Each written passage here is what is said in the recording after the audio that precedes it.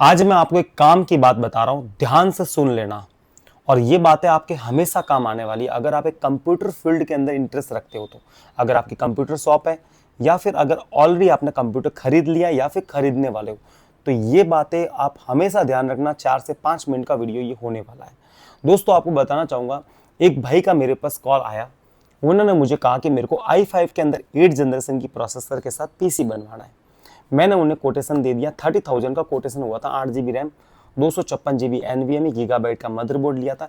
Actually जब भी हम i5 के अंदर 8 जनरेशन में पीसी असेंबल करते हैं तो हमेशा हम गीगाबाइट मदरबोर्ड 310 का मदरबोर्ड लेते हैं या फिर MSI का 310 का मदरबोर्ड लेते हैं।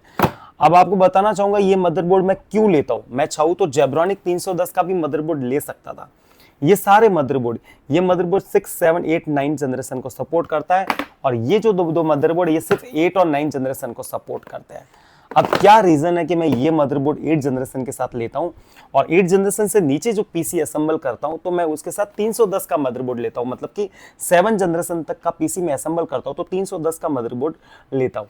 एक भाई का मेरे पास कॉल आया, i5 8 जनरेशन में उसको पीसी चाहिए था और उनको मैंने 310 गीगाबाइट मदरबोर्ड के साथ एक कोटेशन दे दिया। 30,000 का पूरा कोटेशन हो रहा था, जो कि मैं 30,000 में सेल करता हूँ। अभी रेट थोड़ी बढ़ गई है। अब उन भाई ने कई और भी कांटेक्ट किया, वहां पर उनको सिर्फ 26 से 27 हज़ार में वही सेम पीसी उनको मिल गया। लेकिन बस डिफरेंट ये आ गया कि उनको जेब्रॉनिक के अंदर 310 का मदरबोर्ड लगा के दे दिया। अब आपको बताना चाहूंगा, जेब्रॉनिक के 310 का मदरबोर्ड दे दिया और 450 वाट का पावर सप्लाई लगा के दे दिया और 26,000 उनसे ले लिए, जबकि मैं सिर्फ 25,000 रुपए में देता हूँ अगर मैं जेब्रॉनिक का मदरबोर्ड लगाता हूँ और नॉर्मल पावर सप्लाई के साथ देता हूँ। मैं हमेशा 8 जनरेशन के अंदर, मतलब 6 जनरेशन से ऊपर जब भी पीसी असेंबल करता हूँ तो 500 वाट का पावर सप्लाई लेता हूँ एंड इको का, जो 3 साल की वारंटी के साथ बेस्ट पावर सप्लाई आता है। क्योंकि हम जब RGB वाला कैबिनेट लेते हो तो इसको प्रॉपर वे के अंदर उसको पावर मिलता है। तो इसलिए क्यों लेता हूँ वो मैं रीजन अब बता रहा हूँ। अब आपको बताना चाहूंगा, उस भाई ने ऑलरेडी पीसी खरीद लिया। वो मुझे कॉल या मैसेज कर रहा है कि मेरे पीसी के अंदर, पीसी तो बनवा दिया 8 जनरेशन का, लेकिन वो पीसी स्लो वर्क कर रहा है। तो मैंने उनको बोला कि आपने मदरबोर्ड कौन सा लिया, तो उन्होंने मुझे बोला कि मदरबोर्ड मैंने जेब्रॉनिक में 310 का लिया है। तो मैंने उनको बोला कि जेब्रॉनिक 310 के मदरबोर्ड के अंदर विंडोज 11 ऑफिशियल तरह से चलता ही नहीं है। मैं हमेशा हर वीडियो के अंदर दोस्तों कहता आया हूं कि जब विंडोज 11 ऑफिशियल तरीके से अपने पीसी के अंदर इंस्टॉलेशन करना है तो कम से कम 8 जनरेशन की प्रोसेसर लेनी जरूरी है, 8 जनरेशन में जाना जरूरी है। प्रोसेसर तो आपने 8 जनरेशन की ले ली, नो डाउट, डन, लेकिन उसके साथ मदरबोर्ड भी आपको MSI या गीगाबाइट का ही लेना पड़ेगा, तो ही वो प्रोसेसर उसके साथ सपोर्ट करती है और विंडोज 11 प्रॉपर तरीके से सपोर्ट करता है। अगर उसके साथ अगर आपने 8 जनरेशन की प्रोसेसर ली है और 310 का मदरबोर्ड लगाया है तो आपको TPM की एरर देखने को मिलेगी और बाईपास करना पड़ेगा, मतलब विंडोज को अनसपोर्टेड तरीके से इंस्टॉलेशन करना पड़ेगा। और ये किसी भाई ने नहीं बताई, जिस भाई ने पीसी असेंबल किया उसने ये बात नहीं बताई। और मैं जब भी पीसी असेंबल करता हूं तो सारा क्लियर करके करता हूं कि 310 का अगर आप मदरबोर्ड लेते हो तो TPM की एरर देखने को मिलेगी। विंडोज 11 ऑफिशियल तरीके से इंस्टॉलेशन नहीं होगा, बाईपास तरीके से इंस्टॉलेशन होगा। हमेशा ये बात ध्यान रखना। इसलिए दोस्तों हमेशा ध्यान रखना कि मैं जब भी कोई पीसी असेंबल करता हूं तो प्रॉपर वे के अंदर गाइडेंस देता हूं। मैं 4 जनरेशन तक के पीसी असेंबल करता हूं तो 450 वाट का नॉर्मल वाला पावर सप्लाई लेता हूं 1 साल की वारंटी के साथ। 6 जनरेशन से ऊपर जाता हूं तो मैं 500 वाट का पावर सप्लाई लेता हूं और 7 जनरेशन तक मैं पीसी असेंबल करता हूं तो 310 का मदरबोर्ड लेता हूं और जैसे 8 जनरेशन में जाता हूं तो मैं 310 के अंदर MSI और गीगाबाइट का मदरबोर्ड लेता हूं, जेब्रॉनिक का नहीं लेता।